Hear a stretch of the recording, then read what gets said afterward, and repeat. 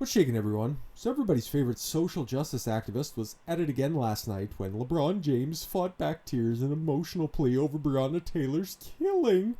Just the latest example in how this asshole makes himself a public spectacle whenever he can in order to push his Black Lives Matter causes. And luckily for us, there is still one true sports analyzer out there. His name is Charles Barkley, and we'll be getting to what he said very, very soon. But right now, I just want to take the time to thank everybody who's, seeing my videos, taking a click, dropping a comment, hitting that subscribe button, or just doing something so simple as hitting like.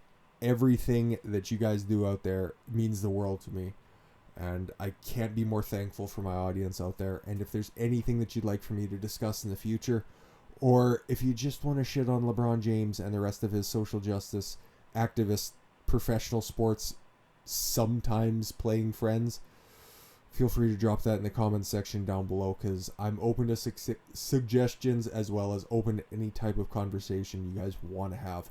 So let's go ahead and dive right into this. Guess what? LeBron James had a terrific night in Game 4 of the Western Conference Finals, which, gun to my head, I never would have known were going on right now. Me and about, I don't know, a whole bunch of other people, considering the ratings are just about in half from where they were last year. I wonder why, LeBron. He won't tell you. He's too busy pushing his social justice causes to give a shit about anybody else's bottom line. Breonna Taylor, this is all in regards to. And the way that Fox Sports frames this, I can't believe that they're the same subsidiary as Fox News, because as many gripes as I'd have with Fox News, because they are becoming more and more of a century milquetoast, half-assed propagandist outlet themselves. Let's just read this. Breonna Taylor, an unarmed 26-year-old black woman, was shot and killed by the police in her home in March. The officers involved were not charged over her killing, a decision that sparked outrage in the U.S. Does anybody see the missing context there? Does anybody see the fact that Breonna Taylor was an accessory to these 4 other drug-dealing individuals? Was she not in the hallway when her boyfriend shot at the police officers?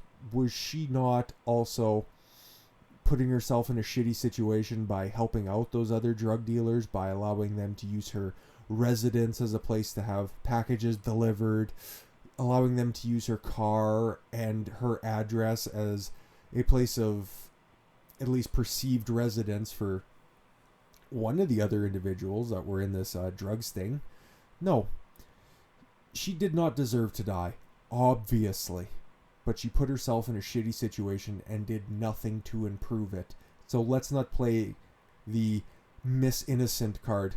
The fact of the matter is, well, the facts that I just laid out for you. Something that LeBron James doesn't even want to take the time to go examine. Because after the game, James said, the emotions are very high. We have a teammate that's from Louisville in Rajon Rondo, who's, I think he's a tremendous point guard who doesn't get nearly enough coverage just for how good he is. He kept those aging old fuckers in Boston relevant and led them to a championship. And don't let any of those Celtics sycophants tell you anything different. So as heavy as it has been on us, it's even heavier on him because that's his hometown. And to LeBron James, the only thing that people can be defined about is their characteristics, not their quality of thought. Dolt. I don't want to get into the case or things of that nature, because that would require cognitive ability, something that you lack. This is, by all accounts, somebody who coasted through high school and, remember, didn't go to college. He's had his hand held for, oh my god, more than half of his life at this point. So, what does he continue to say? But I know that we lost a beautiful woman in Breonna Taylor that has no say in the things going on right now. Even though her family were less than sympathetic to the situation right now. Their statement was given earlier today, and unlike George Floyd's family, where they actually called for peace, Breonna Taylor's family was not so conciliatory. Not a great family unit there. Sorry. We want justice no matter how long it takes. Okay. even though it's been so many days, so many hours, so many minutes for her family, for her community.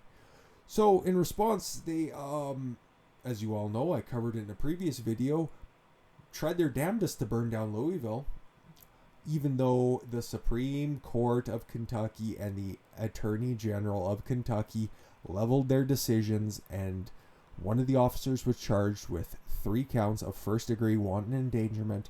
That was justice according to the justice system. What they want is mob rule. Obviously. They don't want justice.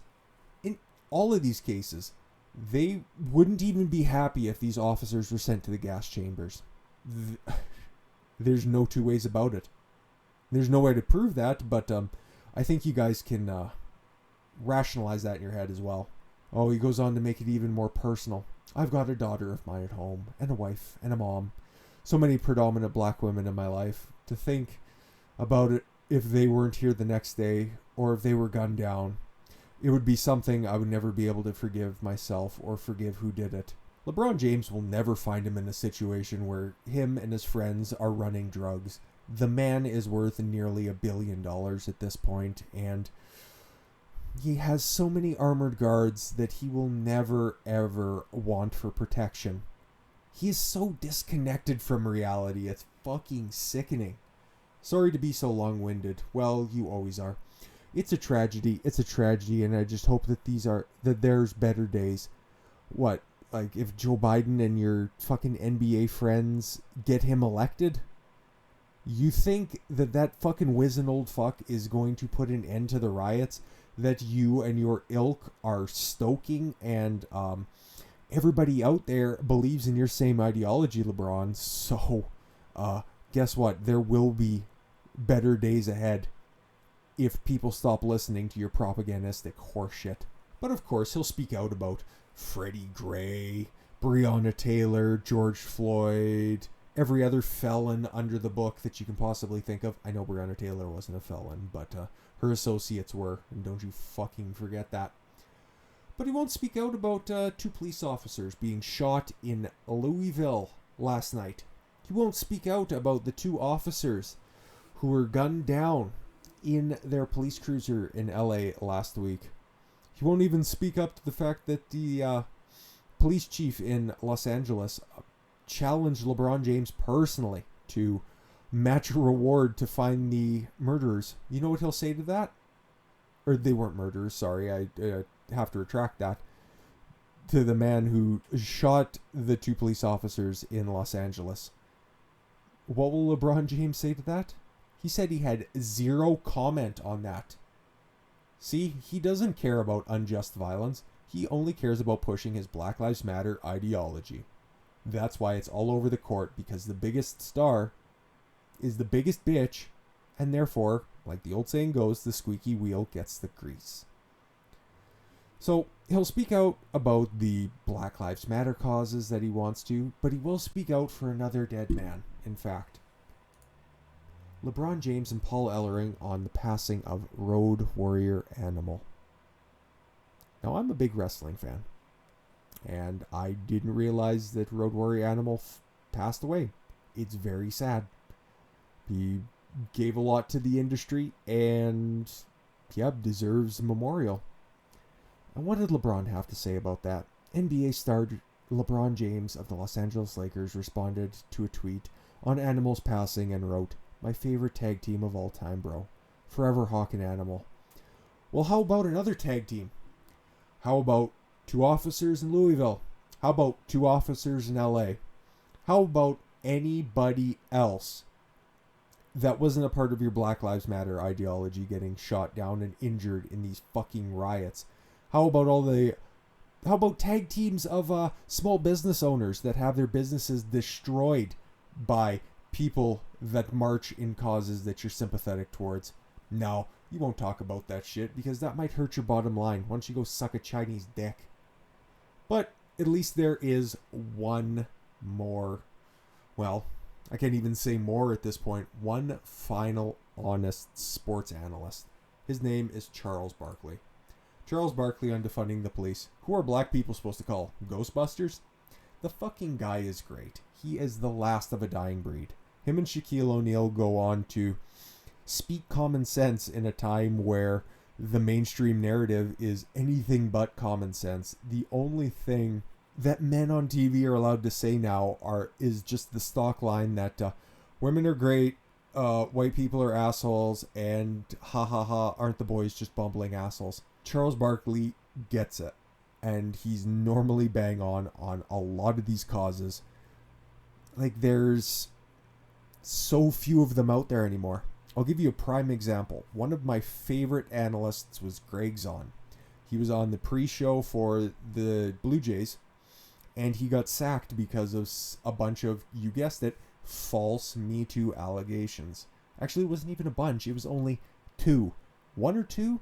And still, a guy who was drawing huge ratings because the MLB pre-show for the Blue Jays was far and away the most successful in all of Major League Baseball.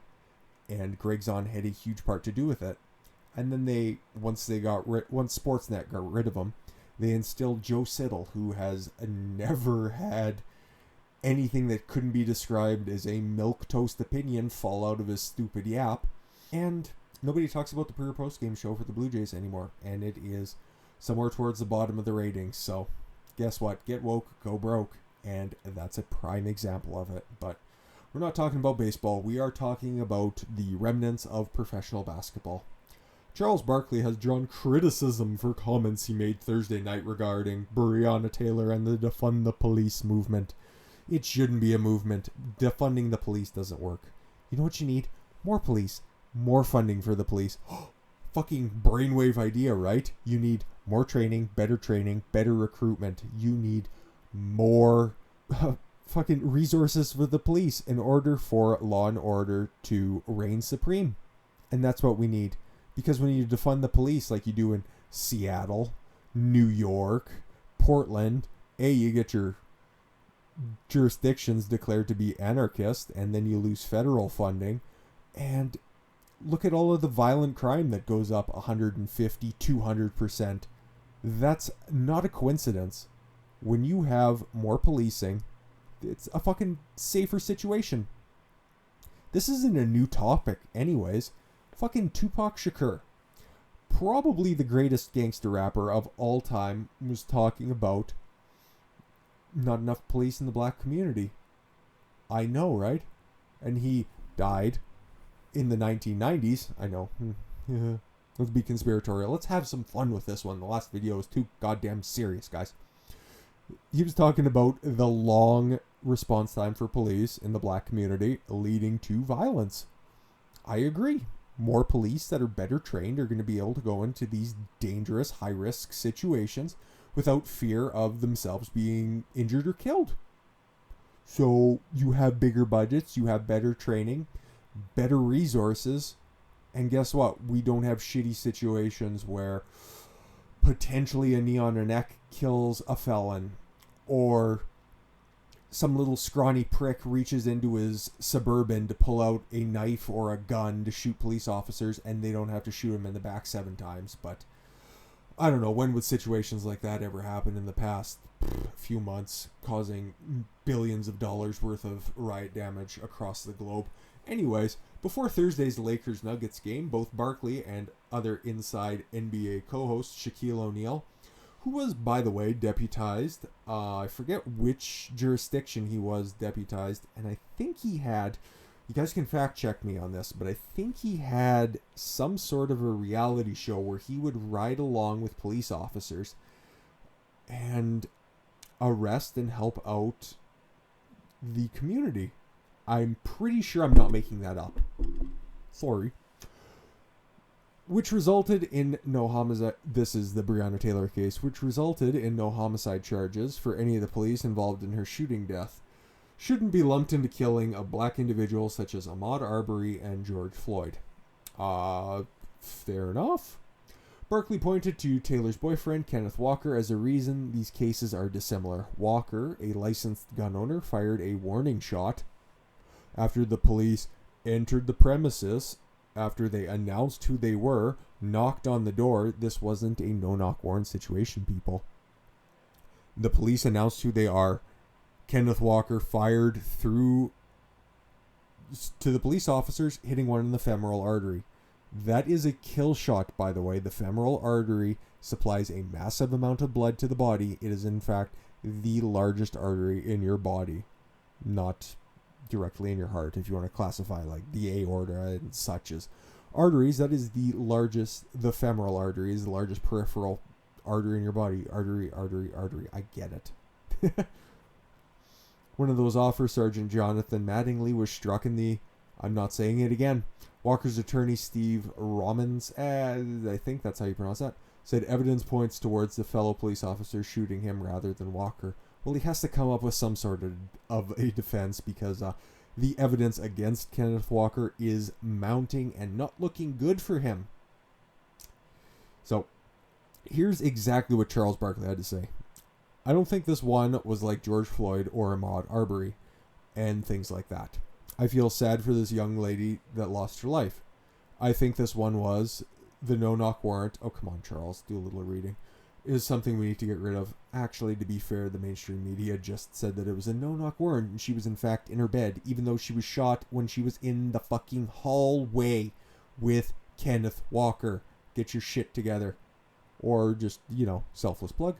Or shameless plug, rather. Watch my previous video, episode 2 on the Breonna Taylor, the riots that massacred Louisville, which Rajon Rondo is oh so fond of, even though I'm sure he hasn't been back in a better part of a decade. But I am worried to lump all these situations together, and I feel bad for the young lady that lost her life, but we do have to take into account that her boyfriend shot at the cops, absolutely, and shot a cop. Exactly. So, like I say, even though I am really sorry she lost her life, so am I. Don't get that misconstrued. She did not deserve to die. She just put herself in a shitty situation and did nothing to improve it. I just don't think we can put it in the same situation as George Floyd or Ahmaud Arbery. And here's where the big Shactus, the big Diesel, chimes in. O'Neill agreed with Barkley's sentiment, saying, when you talk about murder, you have to show intent. Spoken like a true deputy. A homicide occurred, and we're sorry a homicide occurred. When you have a warrant signed by a judge, which they did, you are doing your job, and I would imagine that you would fire back. Absolutely. Perceived threat, put it down, and stop firing once that threat is extinguished. Basic police training. Shortly after commenting on Taylor's case, Barkley also rejected the notion of defunding the police, saying it would adversely affect black communities while leaving white ones largely undisturbed. Who are these black people supposed to call? Ghostbusters? Fucking hilarious. I read that this morning and it just really inspired me to do this video. For many, the notion of defunding the police, which provably doesn't work, is not to disband the police or deprive departments of necessary funding. Fucking sporting news. Get your shit together. Just another instance of propagandizing. And I think that's a perfect place to wrap up, because you get these mainstream outlets that it doesn't matter if they're doing politics, general news, or sports. They're always going to spin it for a leftist perspective, because that's what society allegedly is supposed to be default in, even though we know the silent majority is massively behind President Trump and what he stands for. Not LeBron James and his fucking just misguided social justice tendencies. He is going to drag the NBA down, kicking and screaming, until it is rebuilt by fans coming into the stadium and booing these fucking ideologues are right out of it, and fucking James can ride off into the sunset and run his black media company that he set up, I think, this past off season. If I'm getting all my facts correct, you can go back and take a look at another shameless plug, my previous LeBron James video, where I did a much more comprehensive deep dive in what he has done leading up to these dates. He is literally the second coming of Al Sharpton.